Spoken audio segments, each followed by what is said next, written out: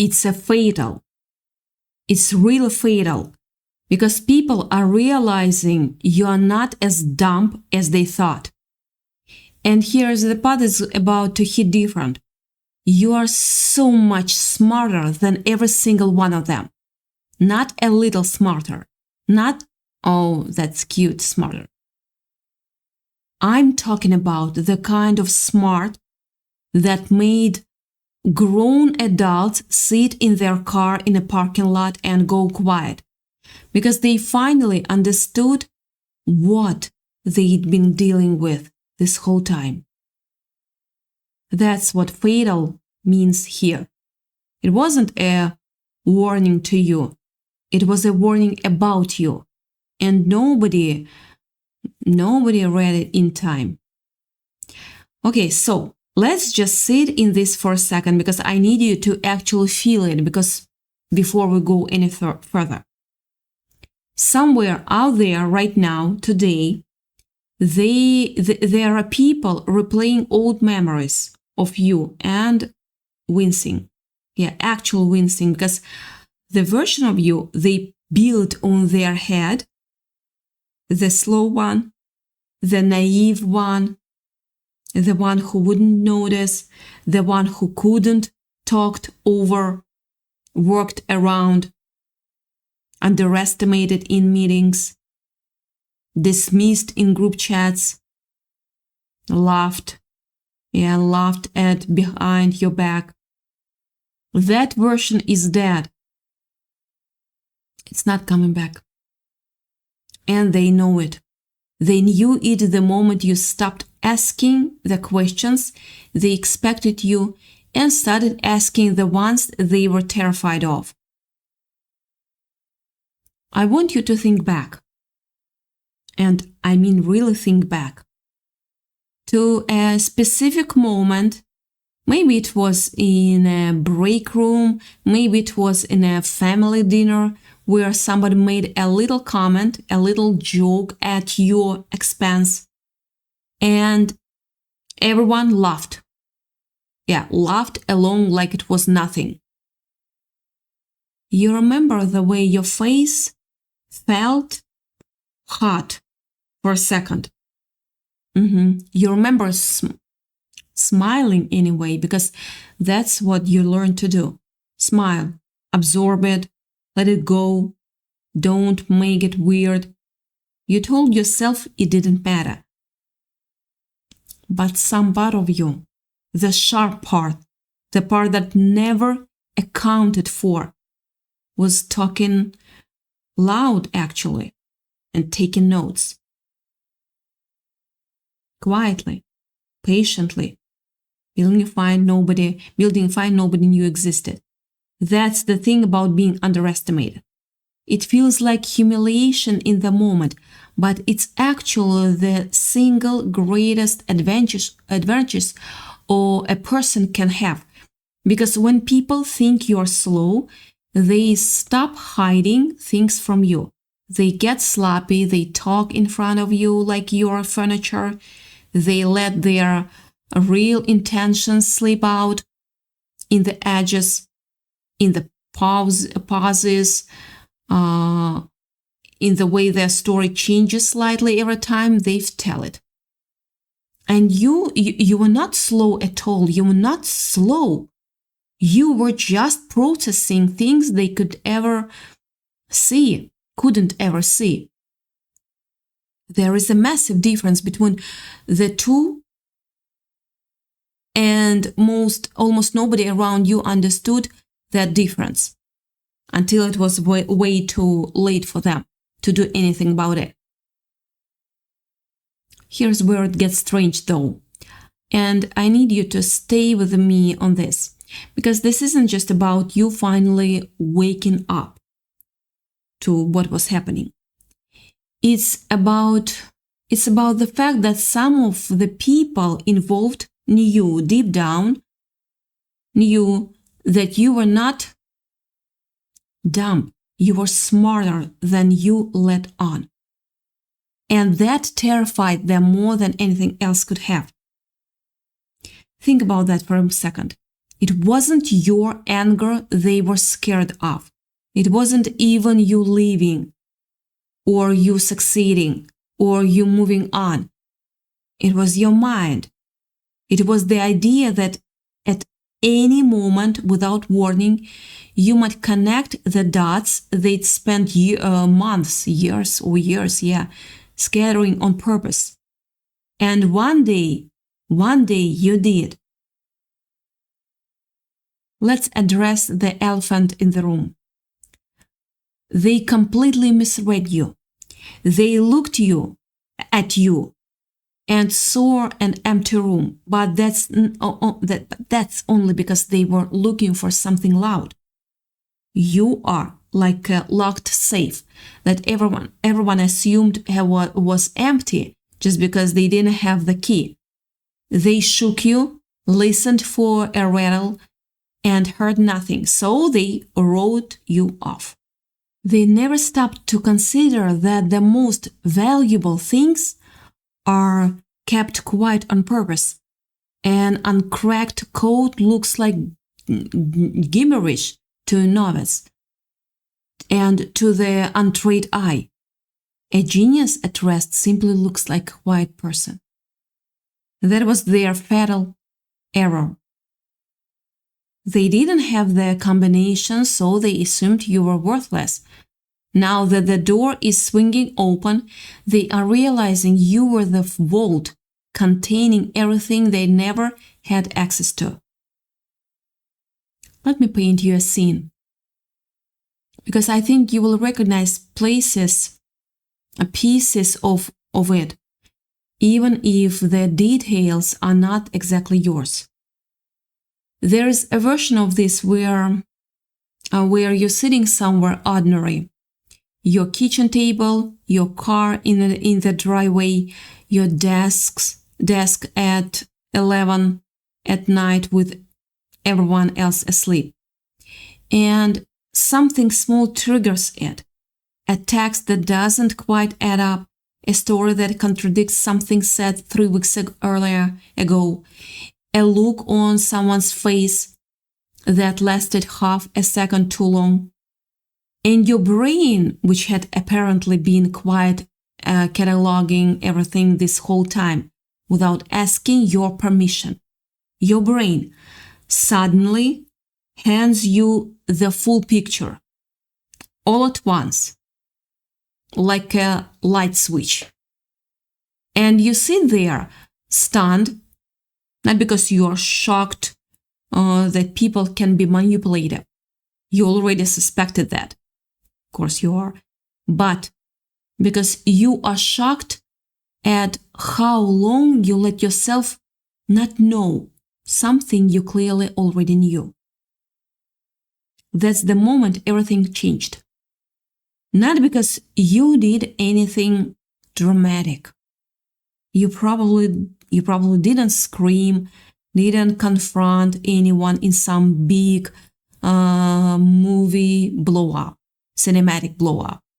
You just got quiet in a new way, a colder, sharper kind of quiet, the kind where you stop explaining yourself and start observing instead.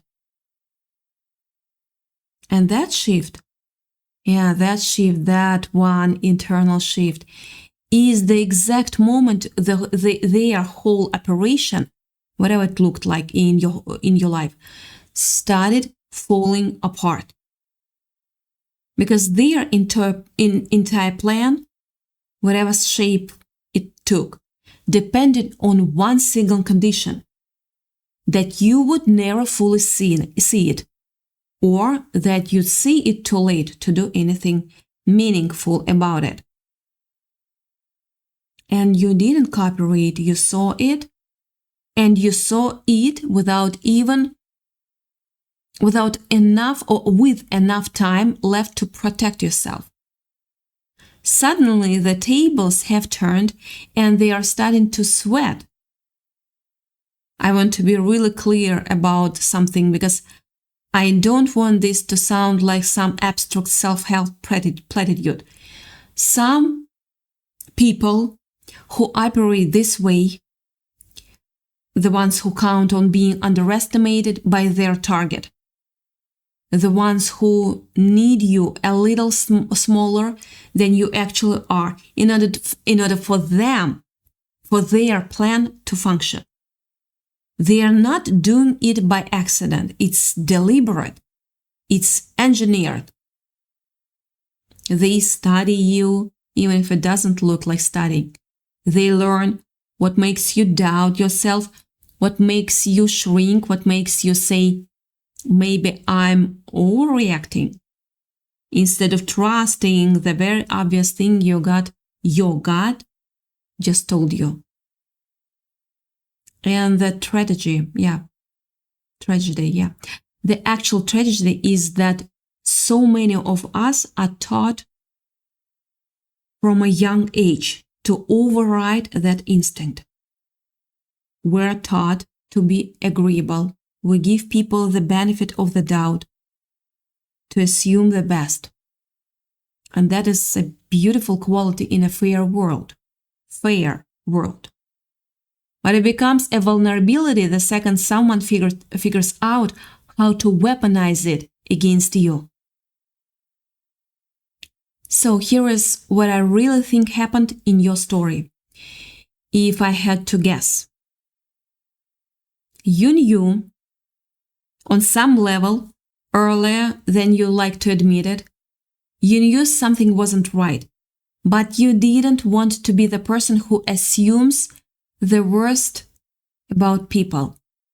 You wanted to believe that if you were patient, if you were kind, if you kept showing up with an open hand, open heart, eventually the other person would meet you there. That's not naivety. That is actually one of the most emotional, intelligent instincts a person can have. The willingness to hold space for someone's best version of themselves, even when they haven't earned it yet. The problem isn't that you did that. The problem is that some people take advantage of exactly that generosity and mistake it for weakness. They mistook your silence for a jack of ideas, didn't they? They confused your patience for a lack of awareness. That confusion is what got them in the end, actually. Because the moment you finally stopped extending the benefit of the doubt, you didn't lose anything. You gained everything. You gained clarity, and clarity is the one thing they were never prepared for you to have. It's funny how people project their own limitations onto you. Let's talk about what was actually happening underneath the surface this whole time. Because I think this is the part that will really land for you. While you were being quietly written off as naive, or too soft, or too trusting, or not that smart, not that sharp, you were actually doing something incredibly sophisticated without even realizing it. You were reading people, you were noticing patterns, you have been playing chess while they were playing checkers. You were filing away every inconsistency, every strange excuse, every time someone's story shifted just slightly to cover a gap. That's not the behavior of a slow mind.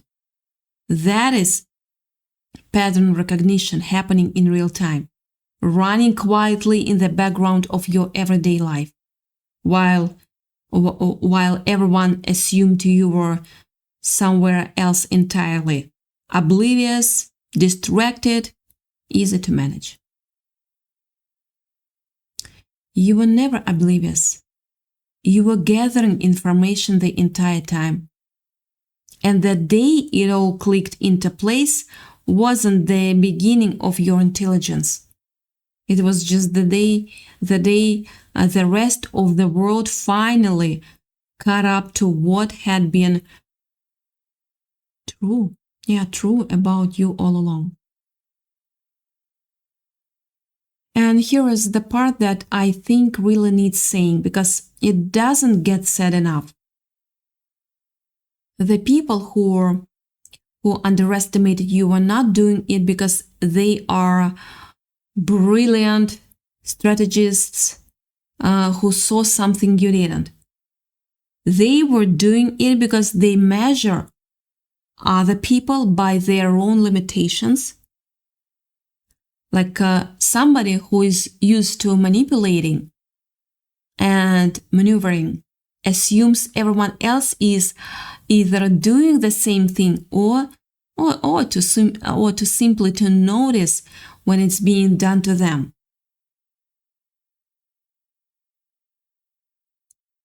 There is no in-between in their worldview.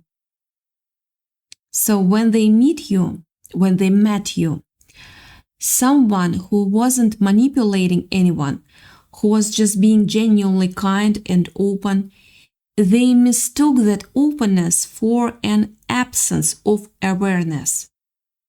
They didn't understand that a person can be warm and still be watching, can be generous and still be gathering evidence, can smile at the joke and still remember exactly who told it and exactly what it revealed about them.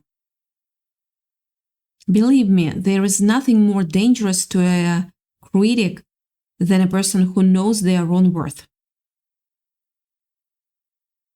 Think about how much energy they spent on this. Honestly. Yeah.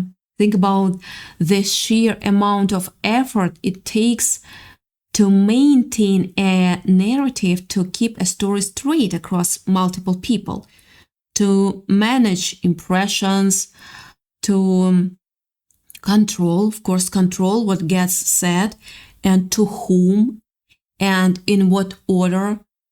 That is exhausting work. Really exhausting work. Meanwhile, you were just living your life, being yourself, not performing anything, not managing anyone's perception. And you still ended up seeing through the whole thing anyway. That should tell you something important about the actual gap in intelligence here. It was never in your favor to close. It was already massive, and it was in yours. They thought they had you figured out.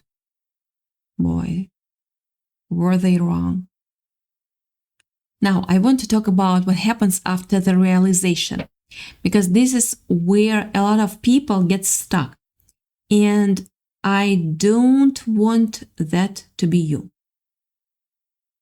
Once you see it, once you really see the pattern, the manipulation, the way you were positioned as the fool in someone else's story, there is this temptation to spiral into resentment, to replay every moment and torture yourself with what you should have seen sooner.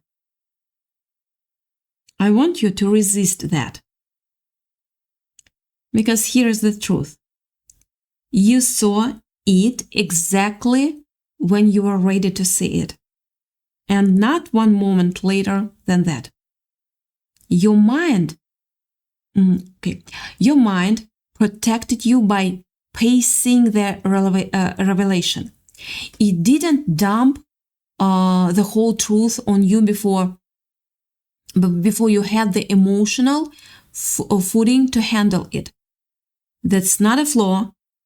That's actually your intelligence working exactly the way it's supposed to, protecting you from being overwhelmed, while still quietly gathering everything it needed until the moment arrived when you could finally hold the whole picture without breaking under it. And notice what you did with that picture once you had it. You didn't become cruel. You didn't become someone who tears other people down for sport. You didn't turn into the very thing they hurt you. That right there is one of the clearest signs of real intelligence. Not the kind that shows up on a test, but the kind that shows up in how a person handles power once they finally have it. Plenty of people, once they realize they have been wronged, go looking for revenge, go looking to make someone else feel as small as they were made to feel. They were made to feel. You didn't do that. You got clearer. You got calmer.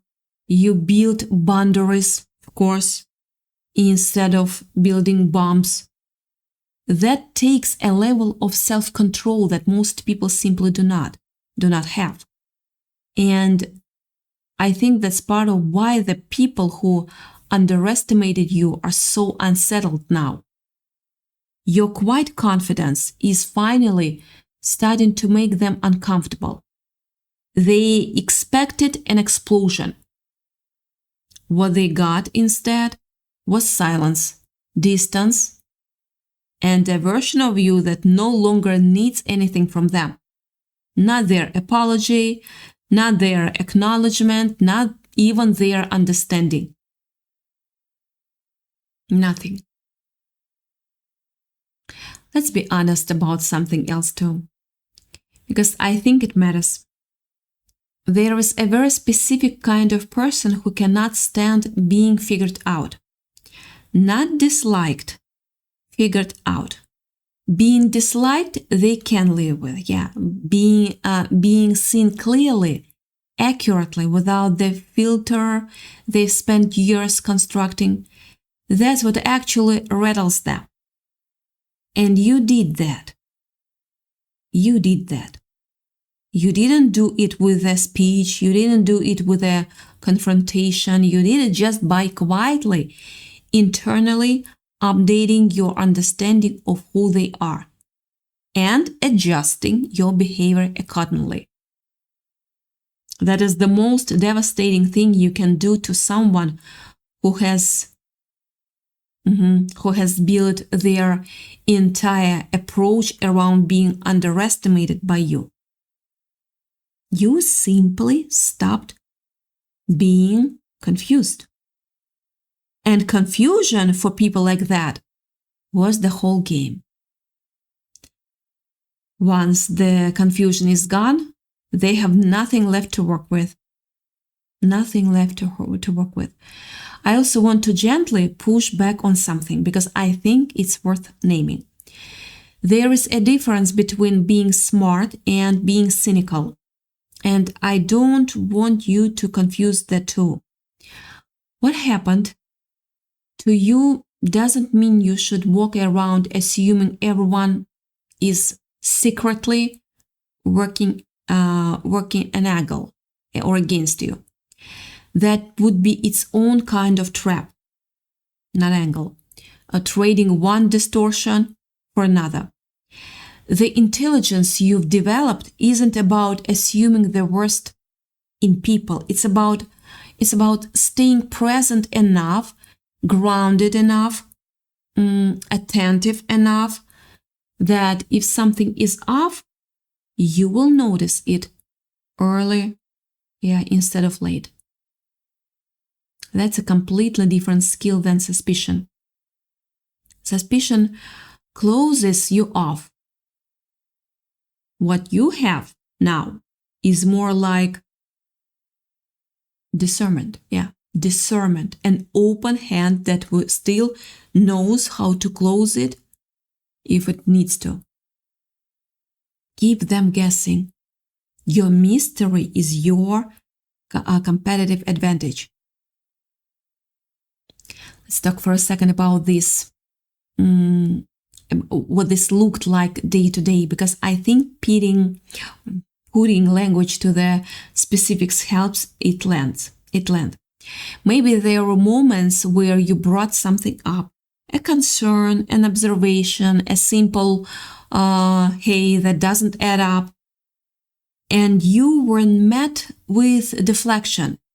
Maybe you were told you were being too sensitive, too paranoid, too much. Maybe you started to doubt your own read on things because the person or people involved were so confident, so smooth, so practiced at rewriting the whole story in real time that you began to wonder if you were the one distorting reality. That is one of the most disorienting experiences a person can go through. Being made to question your own perception by someone who is banking on exactly that confusion to keep operating undetected. And if that's part of your story, I want you to hear this clearly. Your perception was working fine the entire time. What was being manipulated wasn't your intelligence. It was your confidence in your intelligence.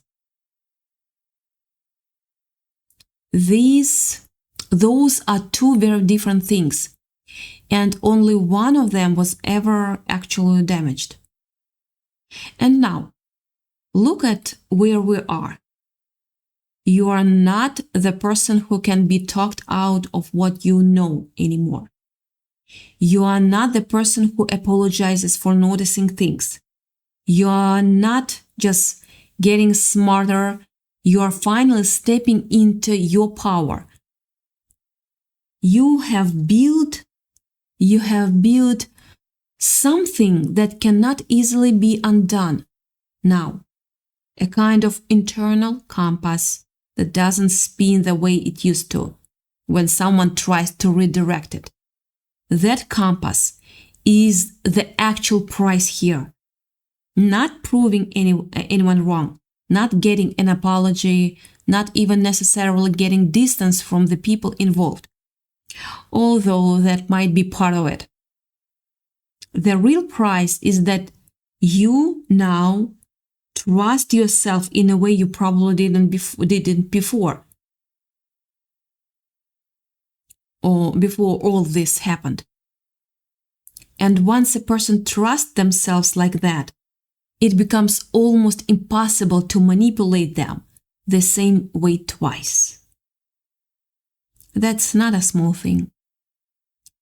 That's the thing, I think, that's everything. And I think it's also worth saying because this part gets skipped a lot. That being underestimated for a long time does something to a person's self-image. And it's not always good. Even after the truth comes out, sometimes people carry a strange kind of anger toward themselves for having been fooled at all, even briefly. If that's you, I want to offer a different way of looking at it. Being deceived by someone who is actively, deliberately trying to deceive you is not a failure of intelligence. It's a testament to your decency. Deception only works on people who default to trust. And defaulting to trust is not a weakness. It's the foundation of every healthy relationship that has ever existed. The failure, if there is one, belongs entirely to the person who exploded that trust. It never belonged to you for having it in the first place. They wanted you to fit into their little box, but you were always too big for it. So, where does that leave things now?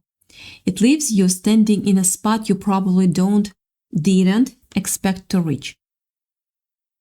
Calmer, of course, than you thought you'd be, sharper than you used to give yourself credit for, and far less interested in convincing anyone of anything. You don't need the people who underestimated you to admit they were wrong. Their private discomfort, the quiet way they have started avoiding certain topics, the awkward pause when your name comes up, that's already the acknowledgement, even if it never gets said out loud. Now they are coming to you for advice. Kind of ironic, isn't it? Some dads get paid in silence. This is one of them. And honestly, this is the part I want you to really sit with. Welcome to the club of the underestimated. It's where the real magic happens. Being underestimated was never actually about your intelligence. It was about what other people needed to believe about you in order to justify how they were treating you. If they'd had to see you clearly, fully, accurately, as the sharp, capable, perceptive person you actually are, they would have had to face the reality of what they were doing to someone who absolutely didn't deserve it. It was easier for them to believe you were slow. It let them off the hook. But that belief was never true, and now it's collapsing in real time, whether they are ready for it or not. So you are not who they said you were. You were never who they said you were. You've been the smartest person in the room this whole time, just waiting for the right moment. And the version of you that's standing here now, steady, clear-eyed, done explaining yourself, done shrinking to make other people comfortable, that version isn't new either. That version was always in there, quietly watching, quietly learning, of course, quietly noticing patterns, waiting for the exact moment it was safe enough to step forward.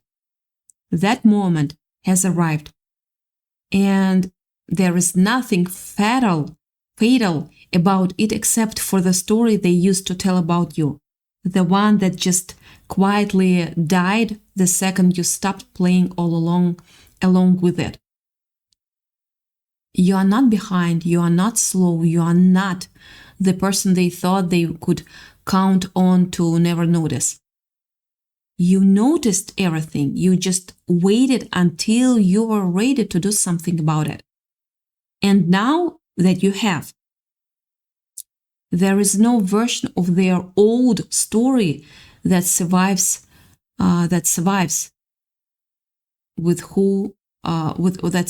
contact with who you actually are.